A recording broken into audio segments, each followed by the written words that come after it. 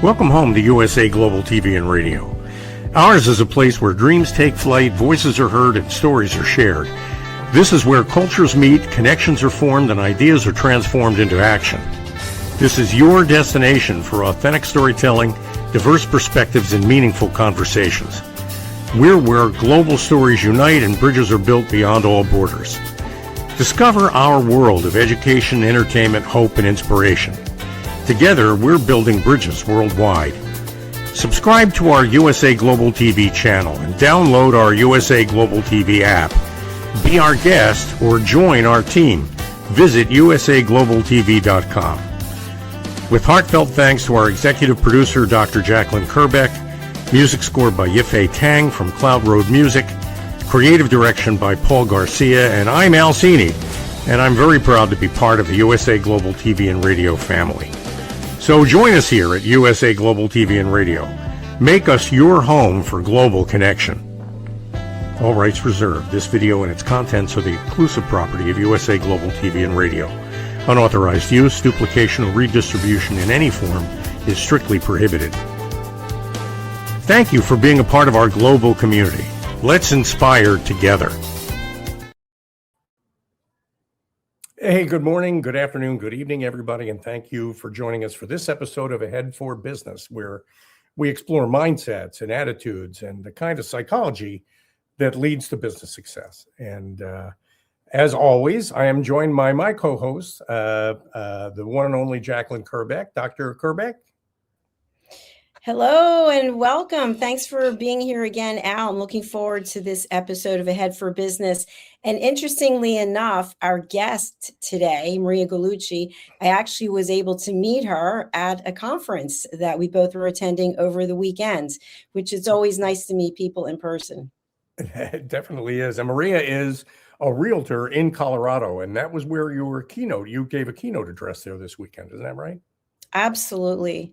And I think Maria's background is exceptional because she grew up in a home with two parents who were deaf, and she had to listen at a completely different level. And as you know, I specialize in helping people learn how to listen. And I think one of the key takeaways of today's program is understanding and having compassion as a leader for how we can work with people to promote the best aspects of them, really getting in tune with what someone needs for success. And so Maria is very successful in her career as a realtor. She's also an author. Why don't we bring her out to the program? Let's welcome Maria Gallucci to the show. Hi, Maria. Hi. Hi, Maria. How are you guys? It's so nice to see you after meeting in person. I'm really appreciative of it. So, Maria, our show today is Ahead for Business, and the title is From Silence to Success. And you really have a lot of expertise in this area. What does that mean when you hear from silence to success? I think in business, people think the best communicator is the loudest person in the room, but I actually think that it's the person who listens the best. And so I think I think when you're doing silence, it makes it seem, and that's why my book is called Raised in Silence, because that's how I think that we're taught, and that everyone thinks that it's better to be the loudest person or doing it like that, which I think it's the opposite. That's, I think, terrific. Dr. Jacalyn, I think, said it perfectly. She is the listening mentor, and it's her background really is to try to train people, teach people on how to really listen deeply to people. And so I kind of want to start with you at the very beginning. What was it like growing up in a household where you could hear, but your parents couldn't?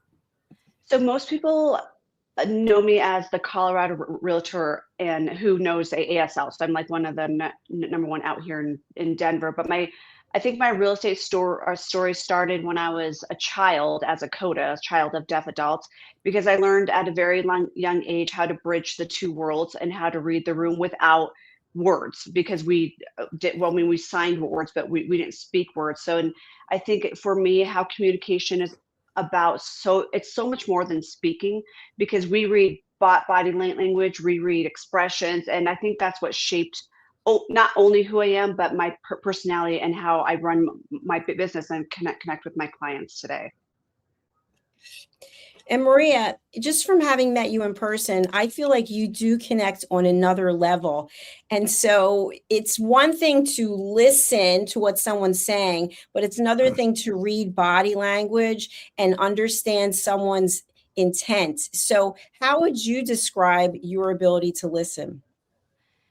I think that raising or growing up in the deaf culture, we're actually very close as well, because it's a very tight knit community, because all we had was each other. And so I think for us, my parents really never yelled at us. And so for us, we had to read their expressions, their body language, and everything that goes outside of speaking. And so for me, if I can read the room very easily, like if we walk into a house, I know if my client doesn't like it just from their like persona and the way the expressions go.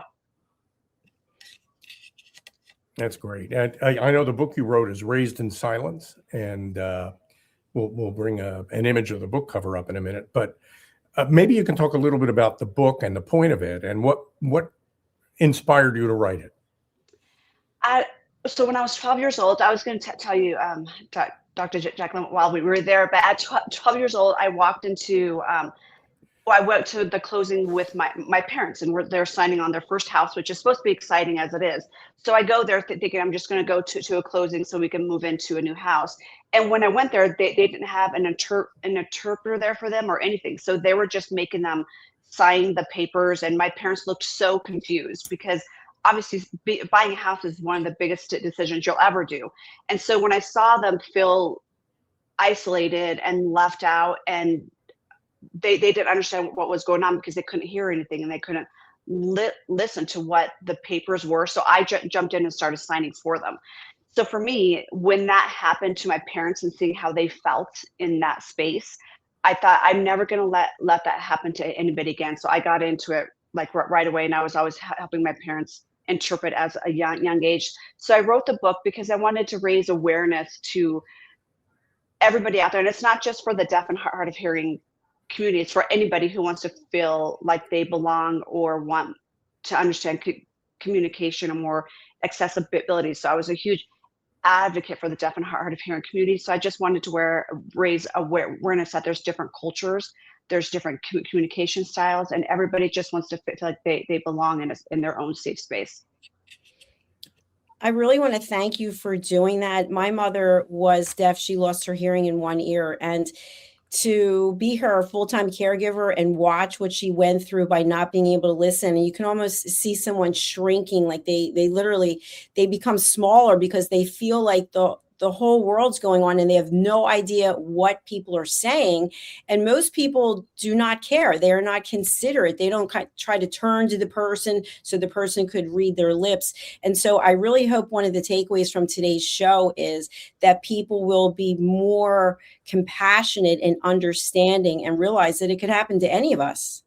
Yeah, at any age. Like my dad was born deaf and my mom was not 9 months, but even the people who are older and they lose their hearing, I think a lot of people don't realize that they grew up hearing. And so it's a huge, not ego hit, but it's a huge like hit to their own selves, because they feel less than or like out of the box and not accepted. And so, and people don't understand that communication is very, very, very like important.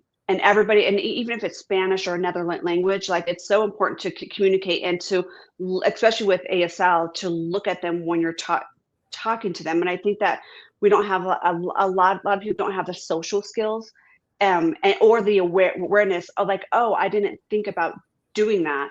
And that's what I have in the book too. I have a lot of tips on how to communicate better and how to listen better. That's, I have a question for both of you. I mean, we typically, ordinary people who don't really think very much about listening, kind of see listening as a passive experience. You just tune in, words wash over you. You don't really do much with those words. But listening to both of you talk, and you're talking from two completely different perspectives, I can tell that listening is really an active process. It's about diving into what the person actually means and not just processing the words they say. And I think, especially in the real estate business, this means that where most people think of real estate as a transaction, the closing on a home is a very personal human experience. And you need to make it a human experience, don't you, in order for it to be a successful day? I do. And I think that you have to, they're not just my clients, they're going to be my forever friends. And I'm actually very good friends with a lot of the deaf and hard of hearing like community clients. And I just went to a happy hour yesterday with one of them. But so I think that you have to, when you make somebody feel like a transaction in any like situation, I think that makes them feel like they're like beneath. And I've never wanted to do that, because I was always made fun of as a kid because my parents were deaf. My parents were always made fun of because they were deaf, or they talked differently. So for me, I have a lot of empathy, and I think I have a big heart. And I think the reason I have that is because I was raised in that community, and I know what it feels to not feel welcome. I just want to say that I understand what you're saying, and I agree with you. With the conference we just attended, the first session was in another language, and I quickly realized I had no idea what anyone was saying. And so even though I have full capacity of my hearing, to be in a room where you don't know what is going on, I started feeling anxious, because I knew at some point the mic was going to be passed to me and I wasn't sure what I was supposed to be saying. So for people who don't have that capacity and to deal with that every single day. And by the way, I want to share this because I know this from my mother. She was wearing hearing aids, and that is not a comfortable situation. That does not mean because you have hearing aids that all of a sudden you have full capacity to hear, but you pick up noise depending on the room and the ceiling and how much noise and background activity is going on, that it can really scramble with your mindset. Yeah, I agree. And it's very frustrating for them as well, because they're in a spot where everybody can hear. Like even my dad, long time ago, he had a friend that was hard of hearing, and he had the hearing aid. It would always like beep and buzz. And if he was in, like what you're saying, if he's in like a huge room and the ceilings are tall, it echoes, and it it doesn't like feel good, which makes them again feel isolated, in my opinion. So that they feel like left out and not comfortable because they don't feel like they belong. You know, that's so would you say, Maria, that your professional sweet spot is representing deaf buyers and sellers?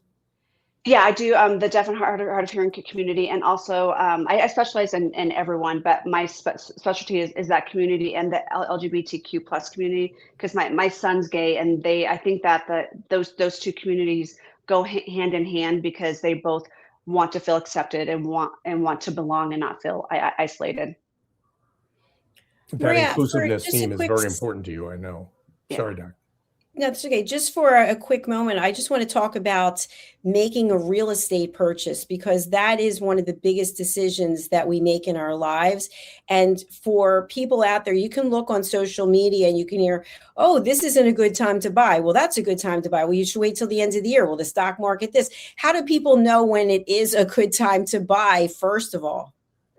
So right now the market is weird, and it's weird like all over, not just Colorado, but right now it is a time to buy. I know the rates are higher, but you can always refinance. And then when in the 2020 craze, where all the houses were going 100,000 over asking, you're going to pay more on that 100,000 at the 4 to 2% interest rate than you would on getting a house below value at a 6% in interest rate. So for me, I think it's a buyer's market, and right now is a good time to buy, because you can get the home not for 100,000 over asking, because you're in a huge bidding war, and then you can always refinance later versus taking away the 100,000 that you paid over for.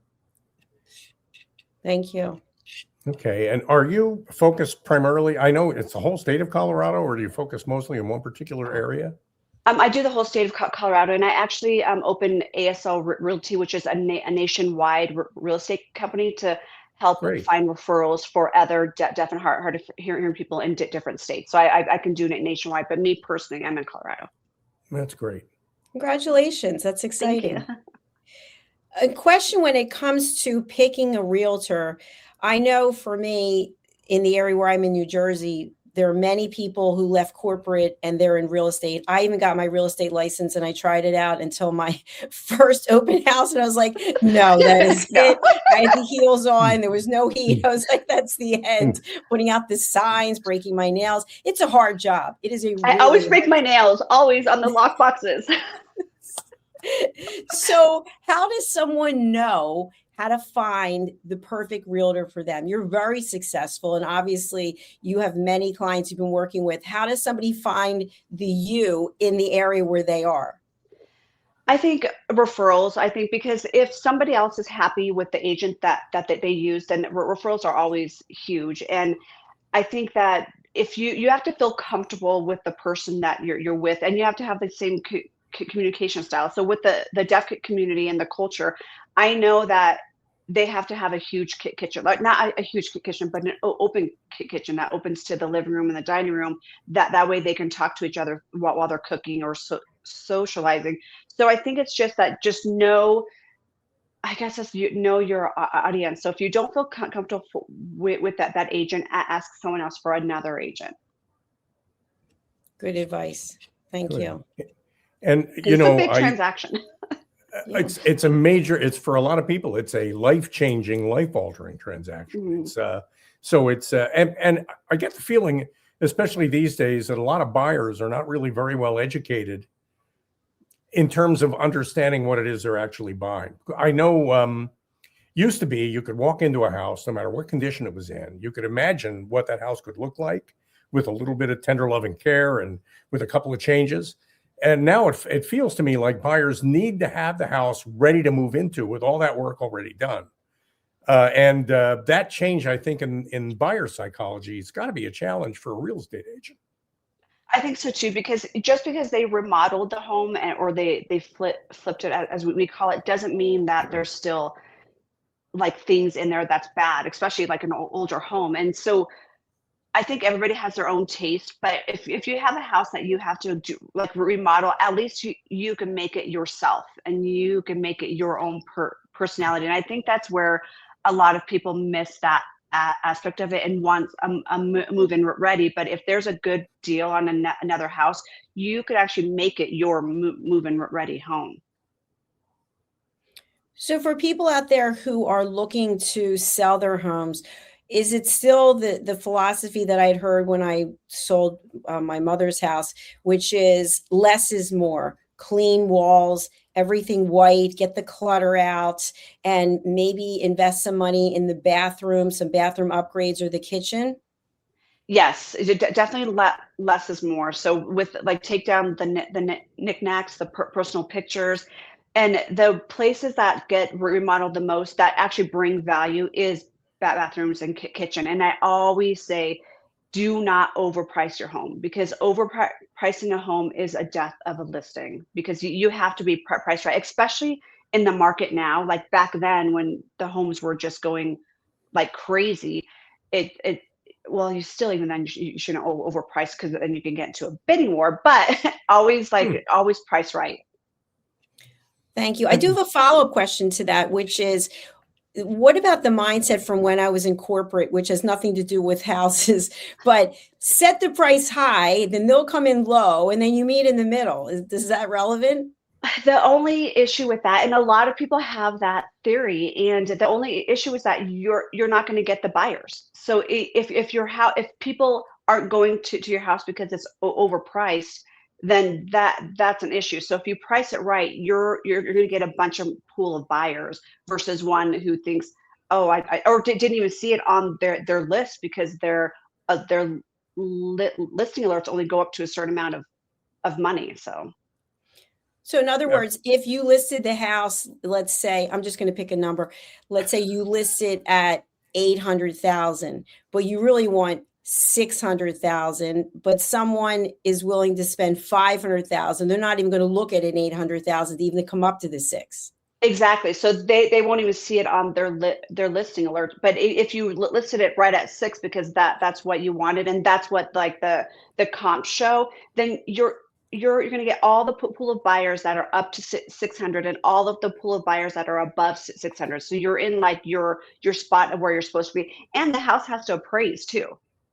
So it's not just putting on the market and getting it under contract. You still have to appraise the house. Good point. Thank you. These are great conversations to have, and I wish I'd had these a couple of years ago before I got jammed up in the real estate business. But I have a question for you, Maria. I'm guessing reality television has ruined the real estate industry because everybody now has unrealistic expectations about everything, and getting back to reality is really where these deals are made, isn't it?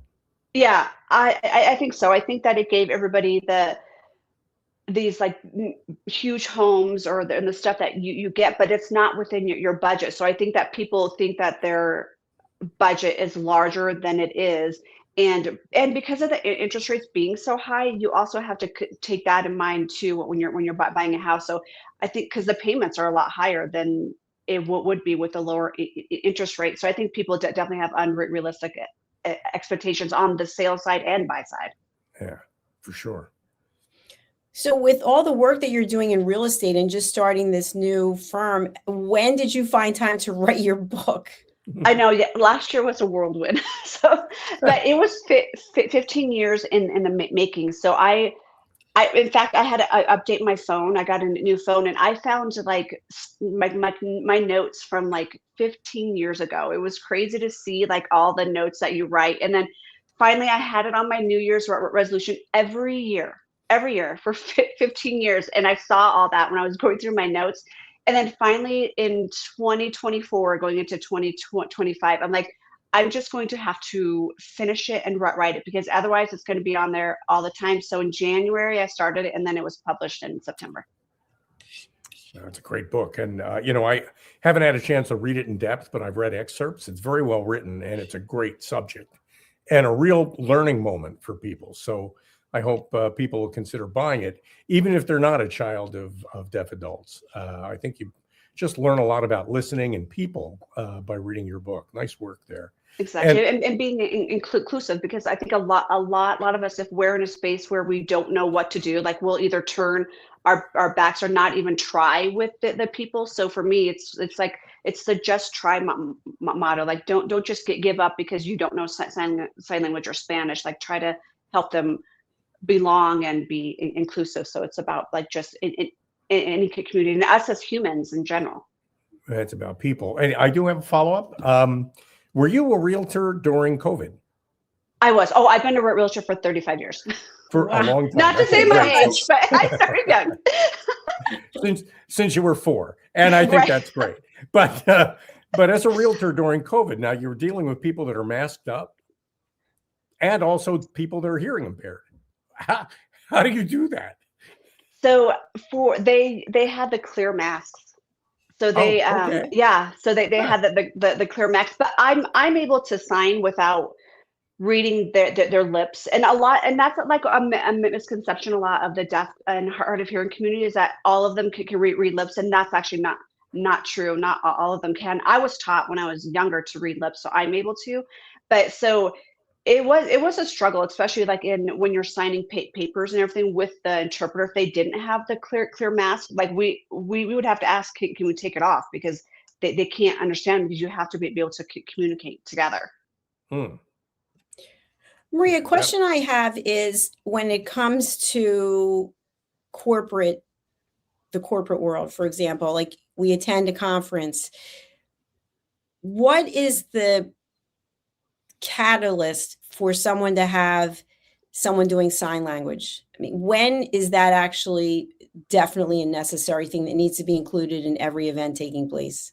At all times, if there's a deaf and hard of hearing person there, and that's like what I also wanted to teach like corporate people, is that that my dad was stuck in like the workspace and their like HR meetings or their sales meeting, not knowing anything, because he sat there and they had no closed captioning, they had no sign language. So my dad would just sit there in silence without hearing or listening to anything, and that's unfair, I think, as to a person, because they work there, they're in your space. So I think at conferences, meetings, anything like that, if you know that there's going to be a deaf or hard of hearing person there, try to get a sign language interpreter. And also they have the VRS, which is like this system where it's on TV.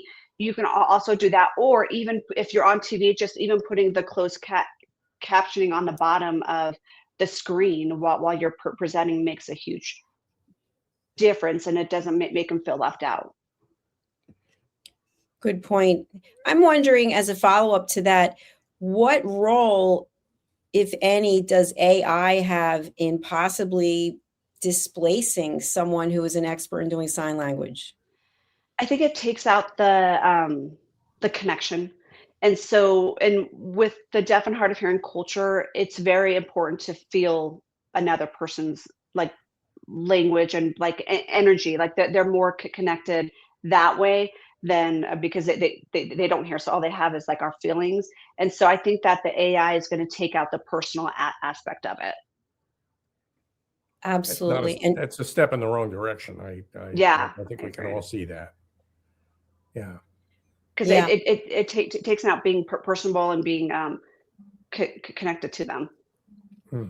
And potentially, if the person in the audience, person or persons who are observing, you might be able to read their body language and they didn't actually understand, and maybe you explain a little bit more, and maybe afterwards you go up and have a connection. And I probably would assume it makes the person feel like they've been seen.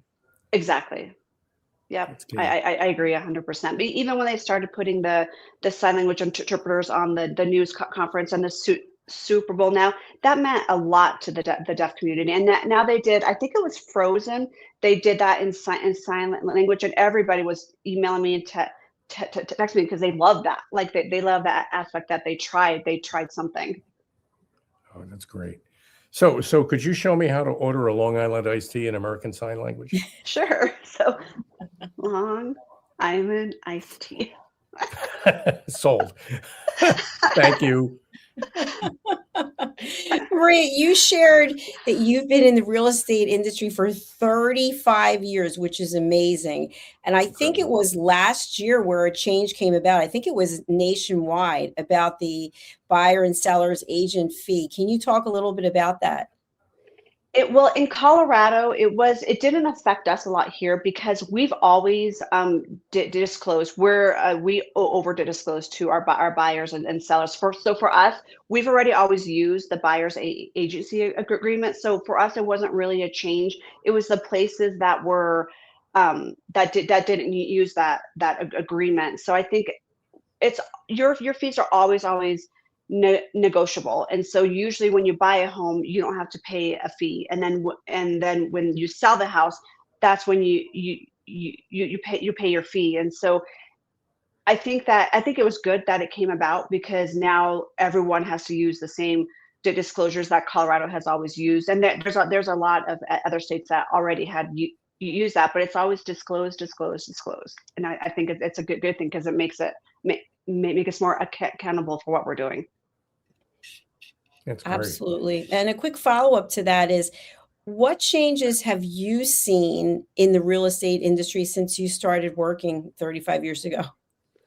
Oh, a lot. The electronic signatures, like before we had to sign everything in person, and we had to, like, we all would meet, we'd have a whole stack of papers, but now everybody just signs electronically. So I think that was a huge change. You don't have to be no old school. Yes. Yeah, I'm always there, but yeah, you don't have to be there anymore because they do everything's electronic or in person. A lot by Zoom these days. I know a lot of people Zoom into closings these days, and yeah, we did that in COVID. That's a lot of what we did. And then we had the drive-by closings. Did you guys? I don't know if you had What's that. that? I never heard of that. During COVID, they would stay in their car. They would drive by in front of the building, and they would sign right there in the car while they were closing. Really? It was crazy. Oh my Disinfect the gosh. document, sign the Yeah, document, exactly. disinfect the Yeah. pen. Those were crazy times. I mean, they Those were really crazy were, times looking for back on sure. them. And to be in the real estate business during COVID, well, most businesses during COVID, it's just hard to imagine, especially when you're dealing with people who are hearing impaired, just because of the additional complexity of it all. So Exactly. And they hats off. have to see the house, you know what I mean? Because they have to know, and they weren't letting us look at the houses back then Yeah. at one point. And so I'm Yeah. like, well, they have to see if they're able to communicate in the Mm, kitchen. So you have to go under contract and go during the inspection. So it was crazy times. I was selling an apartment in New York City during that time, and the challenge of not being able to visit places, not being able to Mhm. talk to in person to a realtor. How do people find you, Maria? What's the best way? What is your best source of contacts for people to work with you? My website is galuccihomes.com. Great, and you get referrals too, don't you? I'm Yes, sure. yeah, I do. I get nationwide as well. So if it, and it doesn't have to be just Colorado. Anybody can contact me if they have a client elsewhere as well. Okay, so if I were a realtor somewhere in the country and I wanted to work with you because I had a client who was deaf, Yes, I could reach out to you and you would help me with that. yes, yep. I would find an agent who's fluent in ASL in that area, or at Good, least know the culture, so they know how to communicate better. good. Thank Maria, you. one of the age-old questions that I've seen a number of Instagram and TikTok promos from various motivational leaders is the discussion about renting versus buying. Are there any clear-cut rules of thumb that people need to follow? For this, I'm definitely a renter. For this category, I'm definitely a buyer. So for me, I think that if you're renting a place, all that money just goes to waste because you're not putting your money into anything, an investment that you can is tangible. And so for me, I always think that buying is the better, if you're able to, buying is the better way because all that money that you're paying on the mortgage goes towards the house. So you're building your equity and you're building your future. So to me, it's always better to buy and rent, and if you can. And there's a lot of programs that have 0% down, or like in Colorado, we have CHAFA, and that helps you with the down payment for the house. So you don't have to have a lot of money to buy in, like there's systems and programs out there to help anybody. That's All great. right. And older versus younger buyers and sellers, is there a difference in psychology for how you work with those two demographics? No, because well, older, they usually already have bought in a home, or so they're more not knowledgeable. So if you're a first time home buyer and you're younger, we definitely make sure that we give them like a packet so they can read on what to expect and what to do during the process, because the process is pretty stressful. I mean, probably one of the most stressful things anybody can go through is buying or selling a house. Hmm. We are showing your website right now, which I'm just going to continue scrolling down. What would you like people to take away from coming to the website? It has a lot of information about me and how I became a realtor in the areas that I do and the awards, and it also has the book Raised in Science on there too, and how that came about. Lots of testimonials and awards. Congratulations. Thank you. How do people navigate open houses if people are looking to buy or they're looking to sell? Maybe they want to sell and they don't want people coming through their homes, or they're looking to buy and it's kind of like, oh, we got to walk through another property. What are your thoughts on narrowing it down? Oh, I know so the open houses actually went away for a while. And then now it's actually coming back because of the shift in the market. And so for open houses, I do get some sellers that don't want them at all. Like they don't want strangers in their home, they like during the day. So I've had people who reject them, but right now people are buying from open houses. And I think that a lot of like the newer agents love to do them because they get buyers from them. Do you recommend that people go on to, I know Zillow here, and there's other sites that they go and start doing some legwork before they contact you? I think it's better to always have an agent because we have the back end site, and we have Compass, we have the private exclusive. So we have like more properties than is actually on like either Zillow or any places like that.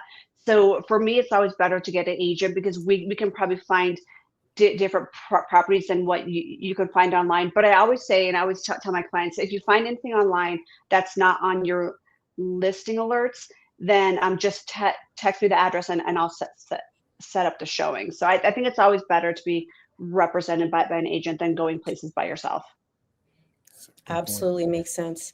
I want to bring up your website one more time because I really love the cover, and I think it's kind of profound if people actually look at it, because there's two sides to it really. And I know that's part of what you have gone through in your life. Can you talk to us a little bit about the cover? Yeah, so it says death, actually, so it's death. So I think people always miss that one. Yeah, so it says death. So that's actually how you say death. So and that is actually my son Rian made the cover, and so that is actually him in that photo. And beautiful so it's the dark side is for being like in the dark of knowing the different cultures and people wanting to feel their authentic self and belonging, and the light is for the other side of learning about the culture, and then the pink rose over the ear is for the deaf to give them vibrancy. Every aspect of it was thought out. I love it. Mm-hmm. Very artistically represented. I just have one more question for me anyway, and that is, when a fight breaks out at a closing, how do you handle it?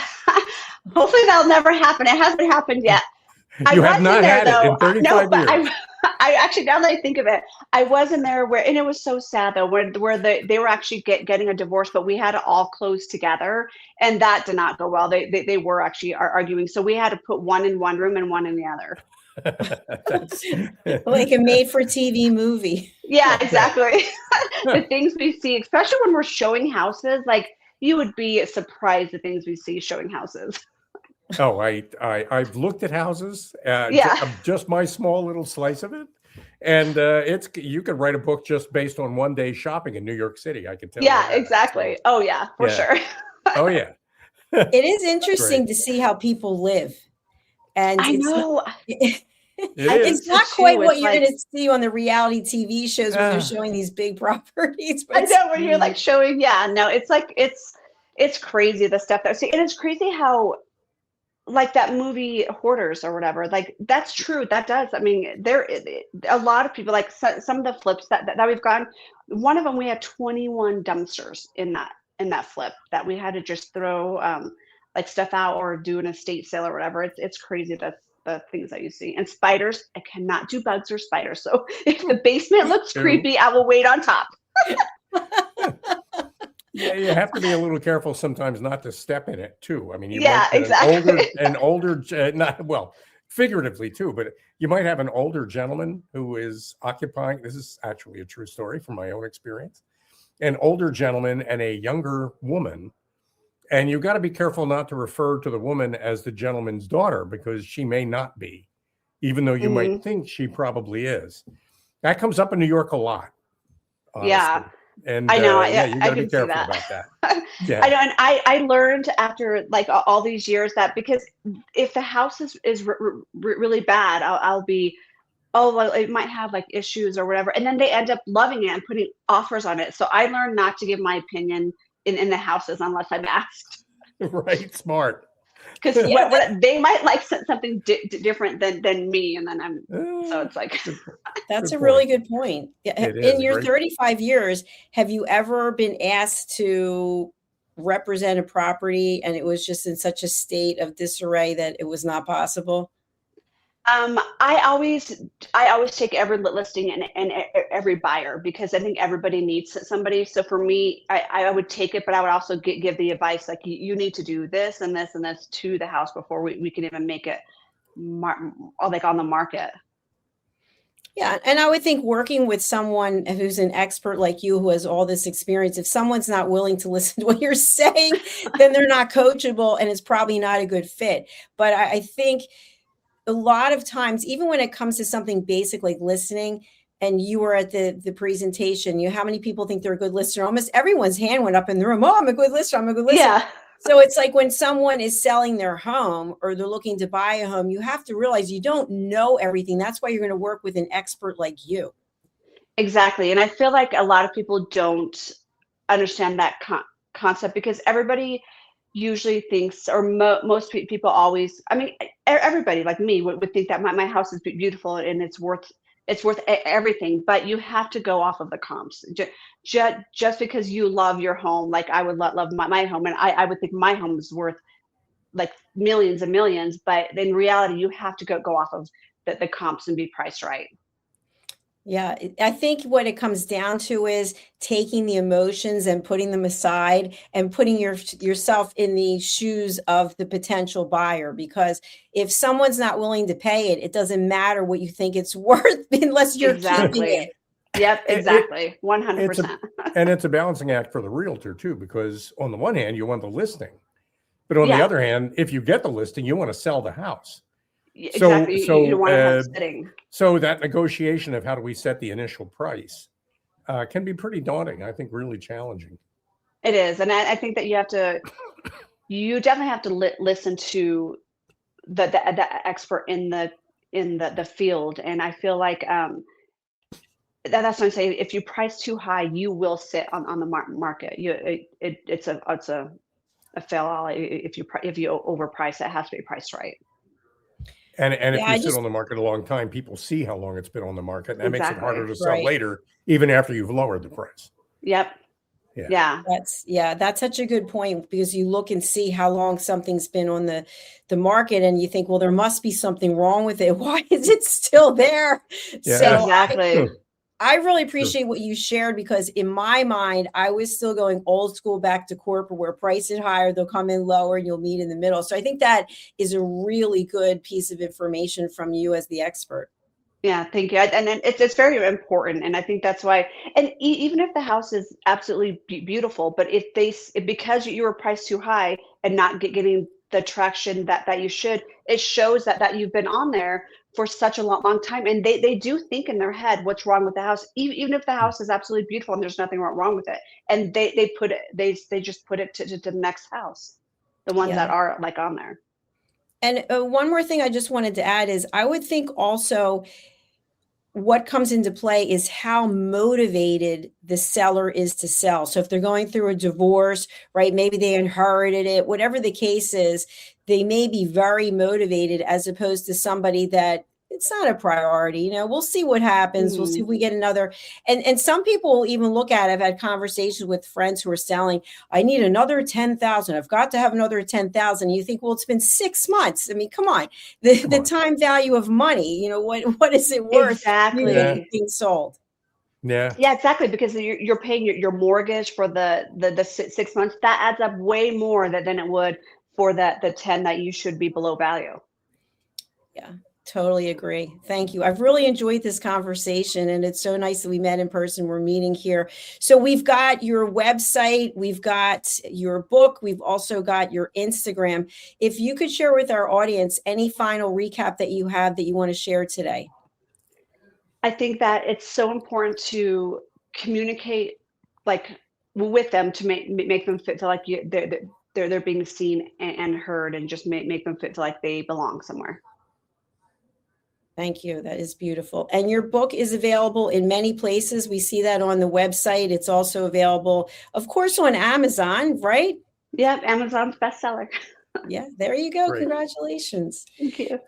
Marie, it's been an absolute pleasure. Thank you for being here, and I hope you'll come back on one of our other shows. Thank you. It's so nice meeting you guys. Thank you. Thanks, Bye Maria. for now. Well, I learned a lot. Yeah, I did too. That was a terrific conversation. And What do you think you learned? What would be like the one thing that you think you picked up? Well, what I just shared about pricing your property. I mean, that's that. And I think the other thing is that we get so emotionally attached to things that we think everyone should see that it's worth what we think it's worth. And it's what the market will bear. It's what someone is willing to pay. And again, I have seen people hold on to property because they were so emotionally attached to it. And yet time is going by. And that's what people don't look at, the net present value of that money today versus holding on to something for 6 months or a year. That's solid gold, and I hope people are listening, because that's probably the number one mistake people make when they're trying to sell a house. And what I picked up from this is that it's a connection between people more than anything, and that I think it's driven home probably more poignantly when somebody has a difficulty hearing or difficulty speaking, where you need to do a little bit more work listening in order to understand that person. But that effort that you put in when somebody clearly has trouble communicating for some physical reason, if you put that into every communication, no matter who you were talking to, you'd get so much more out of it. And that, to me anyway, is a Dr. Jacalyn Kerbeck kind of a payload, because that's what active listening is, isn't it? It is. And I thank you for that. And as I shared with my mom, is she lost her vision in one eye and she lost her hearing in the other ear. And then she had dementia. I mean, that was a tough thing. I was scared every time we left the house, because if you think about how fragile life is, when you can see and you can hear and you have your mind, things can happen at any moment. And when you lose these things, it's really difficult. So what I also hope is that anyone who is in a leadership capacity, it could be leadership in your home, in your community, it doesn't have to be just in corporate, please have some grace and compassion and empathy. And instead of leading with, oh, what's wrong with her? What's wrong with him? Or get out of my way. Let's understand that everybody's going through something and have some compassion and empathy for other people. That's so true. Very important. Mr. Cini, I'd love for you to share just a little bit about what you're doing with ProFit for Teams. Well, ProFit for Teams is about helping teams, that's groups of people, whether that have a common mission, whether they're focused on a result, engineering a solution. Engineering happens to be a kind of a comfort level for me because it's something I've got a lot of experience with. Our goal with ProFit for Teams is to help teams organize themselves around a purpose that is meaningful to every member of the team. And what we try to do with what we do with ProFit for Teams is inspire everybody in their own way and from their own point of view, from wherever they are, wherever they're coming from, to make the contributions they feel they need to make and that their heart and soul are wrapped around, to make those contributions, to make things different, to change the world as members of the team that they're a part of. For me, anyway, that's a voyage of discovery. It starts with something we call a discovery audit, and then it evolves into conversations and workshops that help people find that sweet spot inside their teams and really engage in getting things done. The result of which is teams that produce results on time, under budget, and I've seen it over and over again, and we've kind of made a science out of it. So thanks for the opportunity to explain that to people, and I hope people will call me.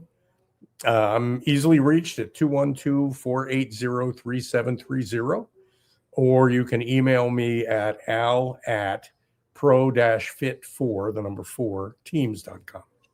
Thank you, Dr. Jacalyn. Thank you very much, Al. It's been a pleasure, and I look forward to seeing you next week. Great. And I learned how to order in Long Island iced tea in American Sign Language. I have to go back and watch the YouTube to learn that, but it was great. You'll be drinking alone, my friend, but I'll be there in spirit. Thank you, Dr. Jacalyn. Bye for now. Thank you so much for watching, for listening. Wherever you are, if you would consider, we are on 12 different platforms. Please go over to our YouTube channels, USA Global TV and Radio, and Dr. Jacalyn Kerbeck. We get real information from YouTube. We also have earned the YouTube Silver Creator Award for over 100,000 subscribers, and we'd love to have you join us. As I close out, we are actively looking for people who like to be TV show hosts, who are speaking foreign languages or even sign language. We don't have have any shows in sign language. So if you are coachable, we provide the training. And so you are coming onto a network of 60 shows in over 60 countries in 3 languages. We currently have German, English, and French, and we'd love to hear from you. So take a look at this, and if you feel a calling, please do reach out based on the information in the video. Bye for now. Hey, you. Psst. Yes, you. Watching this right now. Are you creating content, a blog, a podcast, a newsletter, going live on Instagram or TikTok, and still not seeing real visibility or growth? Here's why. Anyone can post, anyone can go live, but not everyone is positioned to be taken seriously. Right now, people are going to YouTube to search for experts, for answers, for credibility. So while you're putting in the work, someone else is being seen as the authority. Not because they know more, because they're positioned better. Now imagine this. Your own professionally produced TV show, marketed, distributed, optimized with SEO so people can actually find you. Not just seen, but searchable, discoverable, positioned. You're trained, you're coached, you're guided. No experience necessary, but you do have to be coachable, because this is about stepping into a higher level. This isn't about doing more, it's about doing it right. We've already built the platform, 2 YouTube channels, a global audience, a Silver Creator Award. So the question is, how much longer are you going to rely on temporary visibility when you could be building real authority? If you're ready to be seen differently, go to USAGLOBALTV.com and apply to host your own show. This is for individuals who are serious about investing in their visibility, their credibility, and their growth. If that's you, we're ready. USA Global TV and Radio, where your voice becomes your platform. Executive producer, Dr. Jacalyn Kerbeck. Videographer, Paul Garcia. Voiceover, Ed Vargas. All rights reserved. This production is the exclusive property of the USA Global TV and Radio and may not be reproduced, distributed, or used without written permission. USA Global TV and Radio proudly presents Tracy Cram Perkins, a dementia caregiving survivor teaching how to balance care with peace of mind. #1 resource for dementia caregivers. It's the book Dementia Home Care: How to Prepare Before, During, and After. Over 17,000 copies sold of this must-have guide. And now a testimonial from Tracy Smith.